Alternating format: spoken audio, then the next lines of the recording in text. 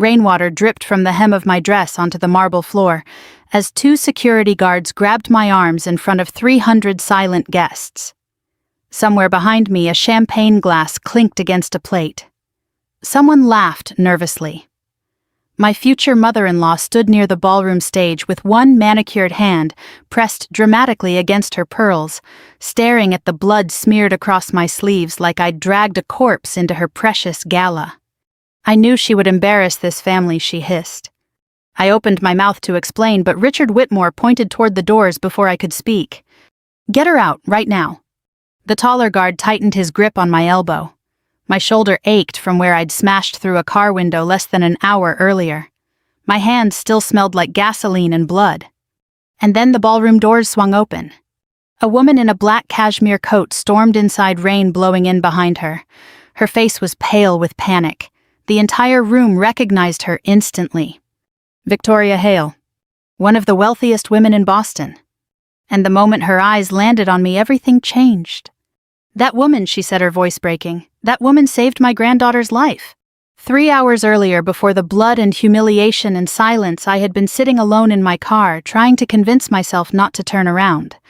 The windshield wipers pushed sheets of rain aside in uneven rhythms, while downtown Boston blurred under yellow streetlights. My fingers rested against the steering wheel, stiff from old injuries that never fully healed after Afghanistan. I could still hear Daniel's voice from earlier that afternoon. "Please come tonight, Evelyn. Just give them one more chance." One more chance. I almost laughed thinking about it. Richard and Margaret Whitmore had spent the last 2 years making it painfully clear I wasn't the woman they wanted marrying their son. It didn't matter that I was a captain in the U.S. Army Medical Corps. It didn't matter that I'd spent years patching shattered bodies together in field hospitals, while their country club friends debated golf memberships over lobster bisque.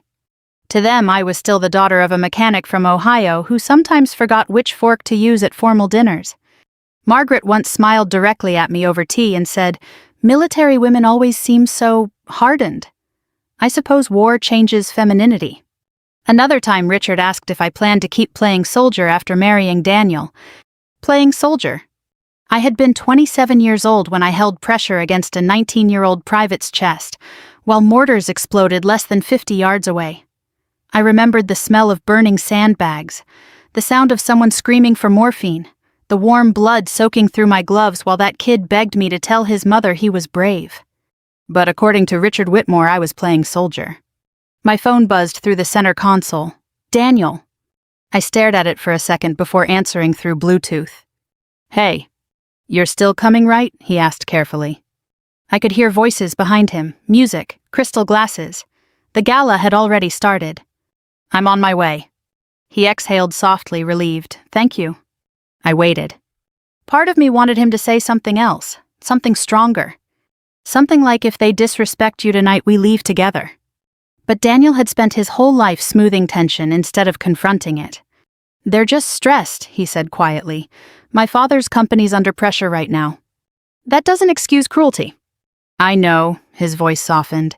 "I just want tonight to go well." I stared through the rain-smeared windshield. So do I. After we hung up, I drove another 20 minutes through worsening weather. Thunder rolled low over the harbor. Traffic crawled near the financial district. Headlights reflected off flooded pavement in long silver streaks. That was when I saw the SUV. At first, it looked like a dark shape against the guardrail. Then lightning flashed overhead and I realized the vehicle was tilted halfway into a drainage ditch. Hazard lights blinked weakly through the rain. Training takes over before emotion does. People think heroism feels dramatic in the moment. It doesn't. It feels procedural, controlled. Your body moves before fear catches up. I pulled onto the shoulder and grabbed the trauma kit I kept in my trunk out of habit. The cold rain hit my face instantly as I ran toward the wreck. The front windshield was shattered. The driver, a woman maybe in her 30s, was slumped unconscious over the steering wheel. Airbags hung limp inside the cabin. And then I heard it. A child choking. I ran to the rear passenger side and saw a little girl strapped into her seat, convulsing violently. Oh God. Blood trickled down the side of her forehead. "Hey, sweetheart, stay with me," I said immediately, forcing calm into my voice. The rear door was jammed shut. I grabbed a tire iron from the muddy ground near the crash and smashed the side window hard enough that pain shot through my wrist. Glass exploded inward. The child screamed. It's okay, I'm here." Rain soaked through my dress within seconds as I climbed halfway into the vehicle. The smell inside was overwhelming: gasoline-deployed airbags, blood-burnt rubber. The girl's seizure worsened. I checked her airway first. Still breathing. Barely. "Come on, sweetheart," I whispered. My hands moved automatically steady despite the adrenaline flooding my chest. Tilt the head, monitor the pupils, keep her from aspirating, control bleeding, stabilize the neck as much as possible. The little girl couldn't have been older than 8. And suddenly, for one terrible second, she reminded me of my younger sister back home. Same dark curls, same frightened eyes. The child stopped moving. My stomach dropped. No, stay with me. I checked for breathing again. Weak. Too weak. I leaned closer, listening over the pounding rain and distant thunder while my own pulse hammered in my ears. Far away, sirens finally echoed through the storm. But I already knew those next few minutes would matter more than anything waiting for me at that gala. The little girl's lips had started turning blue by the time the ambulance finally reached us. Rain hammered against the overturned SUV so hard it sounded like gravel pouring from the sky. My knees were buried in cold mud beside the vehicle, and my entire body shook from adrenaline and exhaustion. One of my sleeves had ripped open on shattered glass, leaving a long cut across my forearm that I hadn't even noticed until blood mixed with the rainwater running down my hand. But none of that mattered. The only thing I could focus on was the child. "Stay with me, sweetheart," I kept saying softly while supporting her airway. "You're doing good, just keep breathing for me." Her name was Lily. I'd learned that from the pink backpack crushed near the floorboard. There was a little stuffed rabbit hanging from the zipper soaked through with rainwater. The seizure finally eased, but her breathing remained shallow and irregular. One of the paramedics rushed over carrying equipment through the storm. "What do we have?" "Female, approximately 8 years old," I answered immediately. "Vehicle rollover, head trauma. Active seizure activity for at least 2 minutes when I arrived. Possible concussion, brief respiratory collapse." The medic looked at me sharply, instantly recognizing military precision in the way I spoke. "You medical?" "Army trauma." He nodded once. No more questions needed. The unconscious driver, the child's nanny, I later learned was extracted from the front seat while firefighters cut through twisted metal. Sirens painted the rain in flashes of red and blue. Steam hissed from the SUV's crushed engine. The little girl suddenly grabbed my wrist with surprising strength. Her eyes fluttered open just enough to find my face. "Don't leave," she whispered weakly. Something inside my chest tightened painfully. "I'm right here." She held on while the paramedics loaded her onto the stretcher. Even after they secured oxygen around her face, her fingers refused to let go of my sleeve. One of the medics gave me a sympathetic look. "You can ride with us if you're family." I almost said yes, but then my phone vibrated again. "Daniel." I looked toward the ambulance, toward the frightened little girl staring at me through the oxygen mask, then toward the glowing Boston skyline beyond the rain. Duty pulls people in different directions. Sometimes there's no right answer, only the choice you can live with afterward. I leaned down beside Lily one last time. "You're safe now," I told her gently. "These people are going to take care of you." Her small hand finally loosened from my sleeve. I stood in the rain watching the ambulance disappear into traffic before realizing what I looked like. My cream-colored evening dress was ruined. Blood streaked across the fabric from my chest to my knees. Mud splattered the hem. My hair had completely fallen loose from its pins, sticking damply to my face and neck. And I was already over an hour late. I should have gone home. Honestly, I almost did. But Daniel had begged me to come. And despite everything his parents thought about me, some stubborn part of me still believed maybe tonight could be different. Maybe people could surprise you. By the time I arrived at the Whitmore Gala, valet attendants stood beneath massive white awnings outside the Fairmont Copley Plaza, while luxury cars lined the entrance in glittering rows. Men in tuxedos and women wrapped in diamonds moved through the lobby beneath crystal chandeliers glowing gold against polished marble floors. The second I stepped out of my car, the valet froze. His eyes widened at the blood on my dress. "Ma'am, are you all right?" "I'm fine," I answered quickly. "Long story." The young man looked unconvinced but handed me my ticket silently. Inside, the hotel warmth hit my skin immediately. The scent of expensive perfume champagne and fresh roses floated through the lobby. Somewhere nearby, a string quartet played softly. I caught my reflection briefly in one of the mirrored walls and almost stopped walking. I looked horrifying. There was dried blood on my collarbone. My mascara had washed halfway down my cheeks from the storm. One side of my dress clung darkly to my skin where rainwater hadn't dried yet. People stared as I crossed the lobby. Some with concern, others with disgust. The ballroom doors stood open ahead of me, glowing with warm light and laughter. I took one steadying breath and walked inside. The room fell silent almost immediately. It happened in waves. First, the people nearest the entrance noticed me. Then conversations began fading table by table until the entire ballroom slowly quieted beneath the soft music. Hundreds of eyes turned toward me. A waiter nearly dropped a tray of champagne glasses. At the far end of the room, Margaret Whitmore stood near the stage in a silver designer gown, surrounded by donors and investors. Richard Whitmore was beside her, laughing at something one of the board members had said. Then they saw me. Margaret's smile vanished instantly. For one suspended second, nobody moved. Daniel started toward me from across the ballroom, concern flashing across his face. "Evelyn." But his mother reached me first. "Oh my God," she whispered sharply, staring at my dress. "What on earth happened to you?" "I stopped at an accident," I began calmly. "There was a little girl hurt and—" Margaret glanced around at the horrified guests before cutting me off. "You came here looking like this." The humiliation hit harder than I expected. Not because of what she said. Because I suddenly realized she wasn't worried about whether I was hurt. She was worried about the party. "I didn't have time to change," I answered quietly. Richard approached beside her, jaw tight with fury. "You're covered in blood." "Yes," I said evenly, "because a child almost died tonight." A few nearby guests exchanged uncomfortable looks, but Margaret lowered her voice and hissed, "Couldn't you have handled this privately? We have senators here, investors, reporters." I stared at her. For a moment, I genuinely couldn't find words. Daniel finally reached us. "Mom, stop." "No," Margaret snapped. "Look at her. This is exactly the kind of chaos I warned you about." Chaos. Not bravery. Not compassion. Not sacrifice. Chaos. Richard's face hardened as more guests continued staring openly now. "You've embarrassed this family enough," he said coldly. Something inside me went very still. I thought about the child's tiny fingers gripping my sleeve in the ambulance. I thought about Afghanistan. About boys bleeding out in desert tents while helicopters shook the ground beneath us. And suddenly this ballroom with its diamonds and champagne and shallow cruelty felt impossibly small. "I saved a little girl tonight," I said quietly. Margaret folded her arms.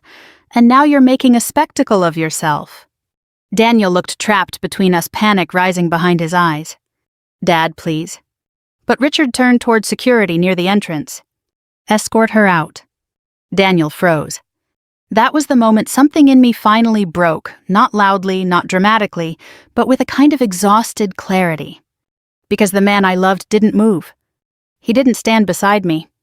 He didn't say, "If she leaves, I leave too." He just stood there. Two security guards approached carefully. One reached for my arm.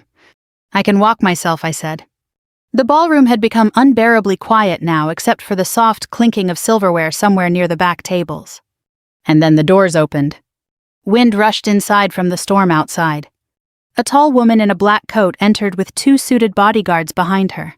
Rain glistened across her shoulders. Every wealthy person in that ballroom recognized her instantly. Victoria Hale. Conversation stopped completely. Her expression was pale with panic as she scanned the room desperately. Then her eyes landed on me, on the blood covering my dress, and suddenly her face crumpled with emotion. "That's her," she said, voice shaking. "That's the woman who saved Lily." For 3 full seconds, nobody in that ballroom moved. The security guard still had one hand lightly around my arm, though his grip loosened almost immediately. Margaret Whitmore looked like someone had drained the color from her body. Richard's expression hardened into confusion first, then calculation. But Victoria Hale never looked at either of them. She walked straight toward me. The room parted for her automatically. That kind of power doesn't need to announce itself. People feel it before a word is spoken. Even the orchestra had stopped playing. I suddenly became aware of how exhausted I was. My shoulders hurt. My knees still stung from kneeling on broken asphalt. Blood had dried stiff against my skin beneath the ballroom lights. I could smell smoke and rain lingering on my clothes among all the perfume and polished wealth surrounding me. Victoria stopped directly in front of me.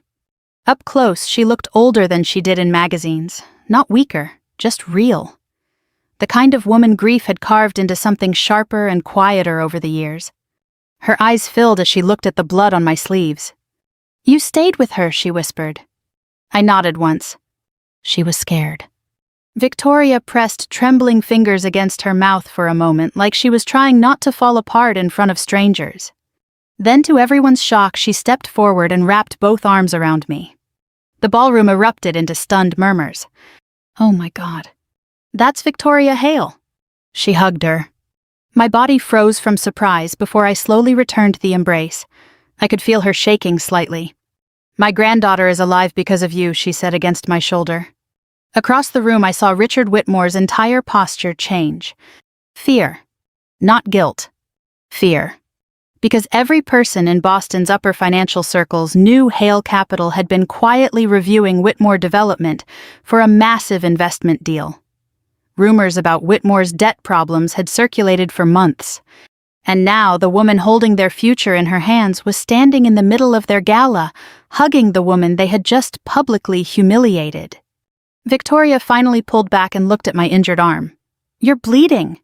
"It's nothing serious. You should be at a hospital." I almost laughed softly at that. Occupational hazard. Her eyes narrowed slightly as though she recognized something familiar in my tone. One of her security men stepped closer. "Ma'am, the doctors are asking for you back at Mass General." Victoria nodded distractedly without taking her eyes off me. "How is Lily?" "Stable, sedated for observation." A visible wave of relief crossed her face.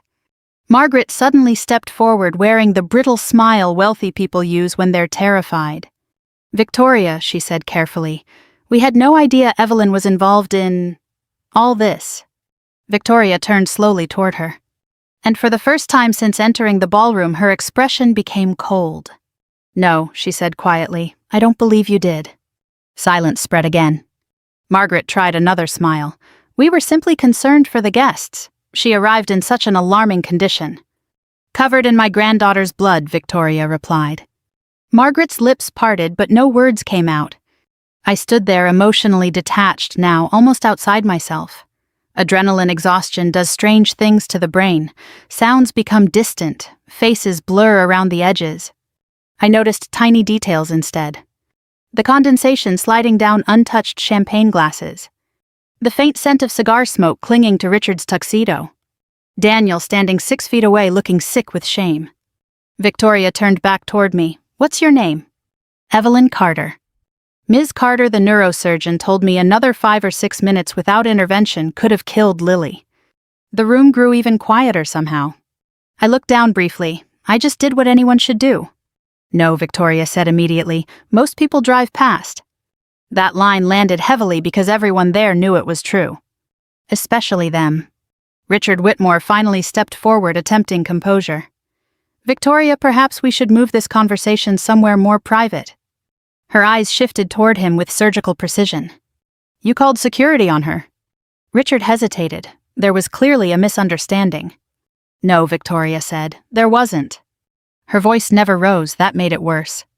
"I walked in here and saw 2 guards removing a woman who had just saved a child's life, while your guests stood around staring at her like she was trash on the bottom of their shoes." Nobody breathed. Margaret glanced nervously toward the surrounding investors, now pretending not to listen. Victoria continued calmly. "Do you know what Lily told the paramedics before they sedated her?" I shook my head slightly. She said, "The army lady stayed because she didn't want me to die alone." Something cracked open painfully inside my chest. For a second, Afghanistan flashed through my mind again. A 19-year-old Marine gripping my hand under dim emergency lights. Please don't leave me, ma'am. Some memories never stop breathing. Victoria studied my face carefully, then asked quietly, You served overseas? Yes. Army. Medical Corps. Her expression shifted. My son was 1st Battalion Marines, she said softly. Fallujah, then Helmand Province. I saw it instantly then that look military families recognize in one another without explanation, the permanent grief hidden beneath polished surfaces. He died 11 years ago. I'm sorry, I said gently. Victoria nodded once. They told me he died protecting 2 younger soldiers during an evacuation. The ballroom around us had disappeared completely now. No music, no chatter, just silence and the sound of rain against distant windows. My son used to talk about Army medics constantly, she continued quietly. Said they were the bravest people he ever saw because they ran towards suffering instead of away from it. My throat tightened unexpectedly. Across the room, Daniel looked at me differently now. Not as his fiancée caught in another conflict with his parents, but almost like he was seeing the full shape of my life for the first time. And somehow that hurt more. Victoria finally turned back toward Richard Whitmore. You know, she said calmly, I spent the drive here preparing to thank whoever saved Lily. Richard swallowed visibly. But instead, she continued, I arrived just in time to watch you humiliate her. No one moved. Then Victoria looked around the ballroom slowly, her gaze settling over the glittering tables, crystal chandeliers, and silent, wealthy guests. Incredible, she murmured. Hundreds of successful people in this room, and the only person here tonight with genuine character is the woman you tried to throw out. Margaret's face crumpled slightly. Daniel opened his mouth finally, Evelyn I. But I looked at him and whatever he saw in my expression stopped him cold. Because love can survive many things, but not standing alone while someone decides your worth in front of a room full of strangers. Victoria gently touched my injured sleeve again. Come with me, she said softly. You shouldn't spend another minute here. And for the first time all evening, the entire ballroom stepped aside to let me pass. The rain had slowed to a cold mist by the time Victoria Hale and I stepped into the private lounge adjoining the ballroom. The noise from the gala faded behind thick mahogany doors, replaced by the soft crackling of a fireplace and the muted hum of downtown traffic beyond the windows. Someone from hotel staff brought towels and a first aid kit without being asked. Wealth like Victoria's moved the world quietly. Doors opened before requests were spoken. I sat carefully on the edge of a leather chair while she poured 2 glasses of water with steady hands that still trembled ever so slightly beneath the surface. Your arm, she said? It looks worse than it is. That's what military people always say. There was dry humor in her voice now, but grief still lingered behind it. She handed me the glass and sat across from me. For a moment, neither of us spoke. I could finally feel the exhaustion settling into my bones now that the adrenaline had nowhere left to go. My hands ached. My back hurt. And underneath all of it sat the hollow disappointment Daniel had left behind in that ballroom. Victoria broke the silence first. You love my granddaughter already, she said quietly. I blinked. I met her an hour ago. No, she replied gently. You protected her. There's a difference. I looked down at the bloodstains on my ruined dress. When children are scared, I said softly, they remember who stayed calm. Victoria watched me carefully for a second before asking, How long have the Whitmores treated you like that? I gave a tired smile. Long enough. She leaned back slowly. Richard Whitmore once spent 20 minutes lecturing a waiter at a charity dinner because the wine arrived late. That surprised a quiet laugh out of me despite everything. Victoria's expression hardened again. People tell you exactly who they are when they think money protects them from consequences. A knock interrupted us. One of Victoria's assistants entered carrying a tablet and several folders. Ma'am, the board members from Hale Capital are asking whether tomorrow's Whitmore meeting is still happening. Victoria didn't even hesitate. Number. The assistant nodded immediately. Understood. He disappeared again. I stared at her, that fast. Victoria met my eyes directly. Evelyn, I do business with people whose judgment I trust. Tonight, I watched Richard Whitmore publicly degrade the woman who saved a child's life because she threatened his image. Her tone stayed calm. That somehow made the words feel heavier. That tells me everything I need to know about how he treats people when cameras aren't watching. Back inside the ballroom, faint music resumed awkwardly through the walls. Someone was trying desperately to salvage the evening. Victoria shook her head slightly. They built their reputation on philanthropy and family values. Boston society loves that performance. She paused. But real character appears when something inconvenient walks through the door. I thought about Daniel then. About the way he'd frozen. The memory hurt more now than Richard or Margaret ever could. Victoria noticed my silence. You're thinking about him. Yes. And I took a long breath. I think Daniel loves me, I admitted quietly, but I also think he's spent his entire life surviving his parents instead of confronting them. Victoria nodded slowly like she understood that kind of family too well. My husband came from old political money, she said, the kind that teaches children obedience before self-respect. Outside the lounge windows, headlights crawled through wet city streets below us. When my son enlisted, she continued softly, his grandfather called him a disgrace to the family. I looked up. Victoria smiled faintly, though sadness lingered in it. Funny how powerful men panic when someone chooses service over status. That line settled deep inside me. Because she understood. Not just the military. The loneliness that sometimes came with it. A second knock sounded. This time it was Daniel. Victoria glanced at me before quietly standing. I'll give you a moment. She walked past him without expression and closed the door behind her. Daniel remained near the entrance for several seconds, looking wrecked. His bow tie hung loose now. His face had lost all color. I'm sorry, he said immediately. I didn't answer right away. Not because I wanted revenge. Because I was too tired to pretend his apology fixed anything. Daniel stepped closer carefully. Evelyn, I didn't know what to do. The words hit harder than shouting would have. I looked at him quietly. That was the problem. Pain flashed across his face. They blindsided me. No, I replied softly. They've treated me this way for 2 years. He looked down. And there it was. Truth. Not cruelty, not malice, just weakness. The kind that destroys people slowly because it waits too long to become courage. I love you, he whispered. Tears burned unexpectedly behind my eyes, then not because I doubted him, but because I believed him. And sometimes love alone still isn't enough. You stood there while they had security drag me out, I said quietly. Daniel rubbed a hand over his face. I was trying to stop things from escalating. I almost smiled sadly at that. That's what you've always done, Daniel. You manage tension, you smooth things over, you survive your parents. I looked directly at him. But someday you have to decide whether you're a son first or a man first. He looked shattered. And part of me hated causing that expression because despite everything, Daniel wasn't a bad person. He was simply raised inside a system where keeping peace mattered more than defending truth. The ballroom doors burst open somewhere in the distance then. Raised voices echoed faintly through the hallway.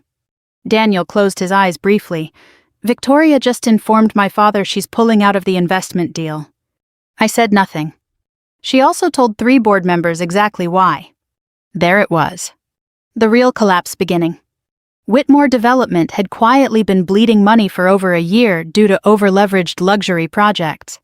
Hale Capital's backing would have stabilized everything. Without it, I already knew what would happen. Investors panic fast when confidence disappears.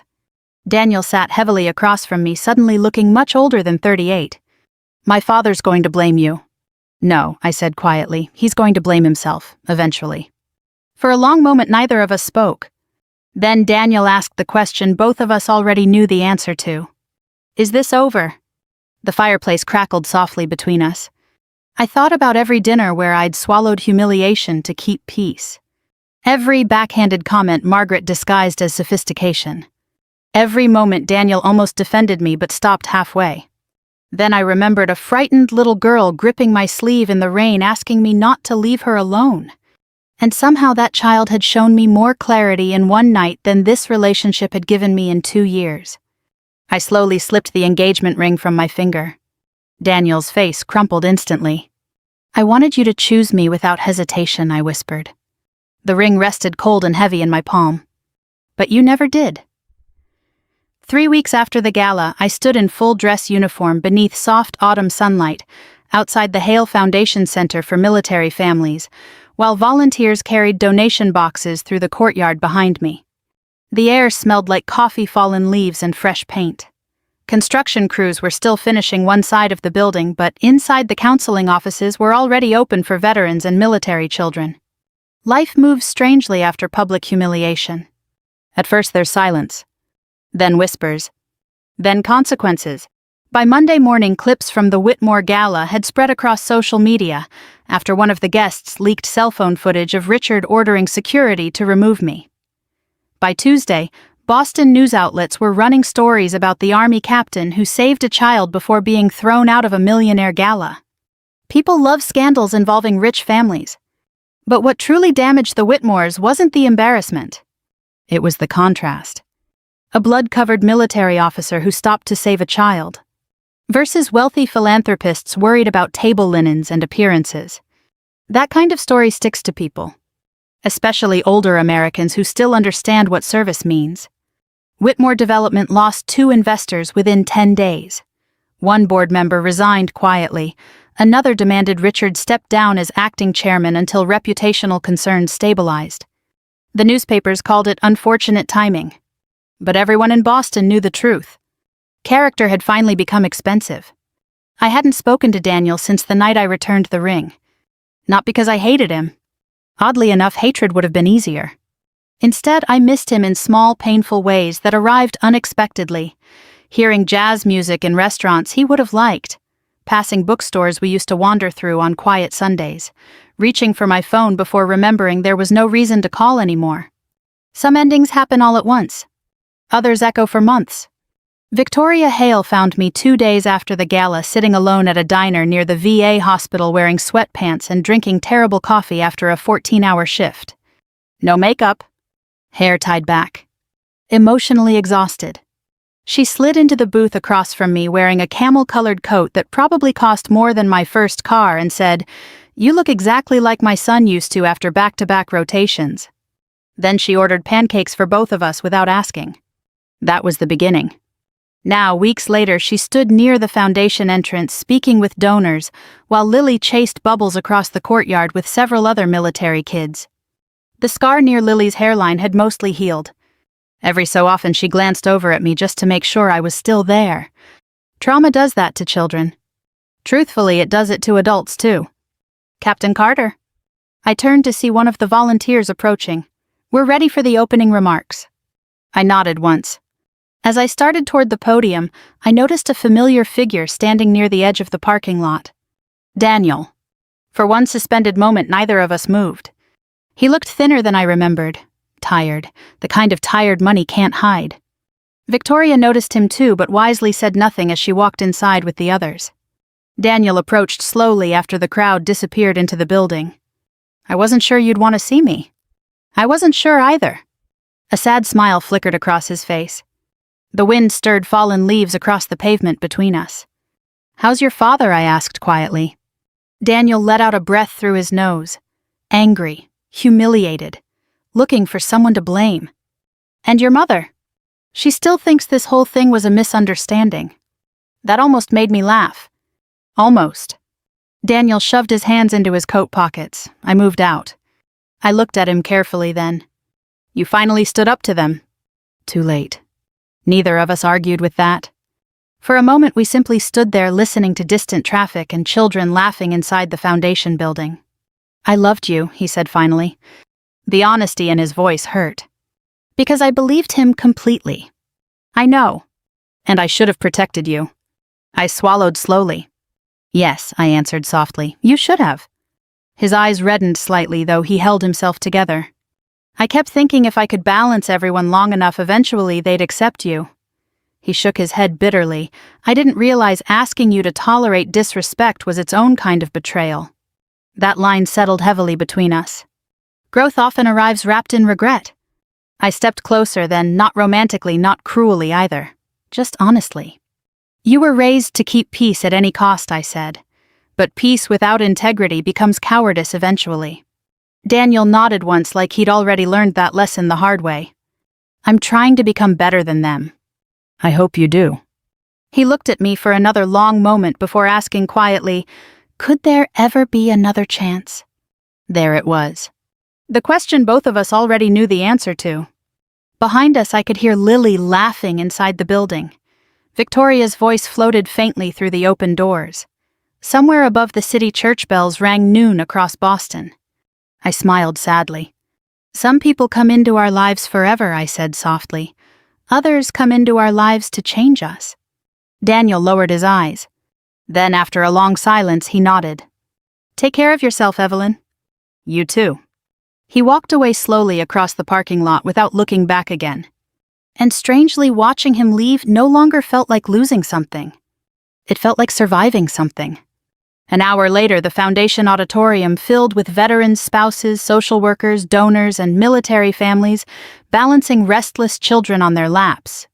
I stood at the podium in uniform while sunlight streamed through tall windows behind the audience. Victoria sat in the front row beside Lily. In her hands rested an old photograph. After the ceremony, she showed it to me privately in her office. A young Marine smiling beside a dusty Humvee somewhere overseas. Her son. He would have liked you, she said quietly. Emotion tightened unexpectedly in my throat.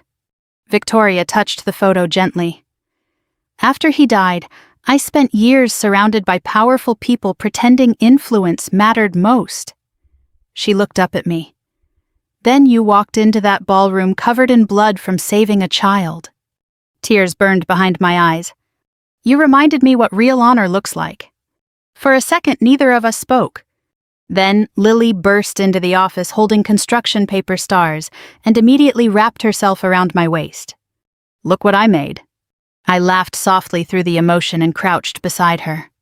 And in that moment, surrounded by sunlight and laughter and imperfect healing, I understood something that had taken me years to learn. The richest people in the world are not the ones who protect their status. They're the ones who still protect others after life gives them every reason not to. If this story moved you, I'd truly love to hear where you're watching from and what part stayed with you the most.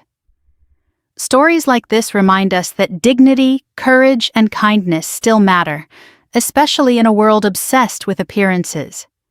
And if you enjoy heartfelt stories about resilience, family, and unexpected justice, make sure you subscribe and join us for the next journey. There are so many more stories waiting to be told.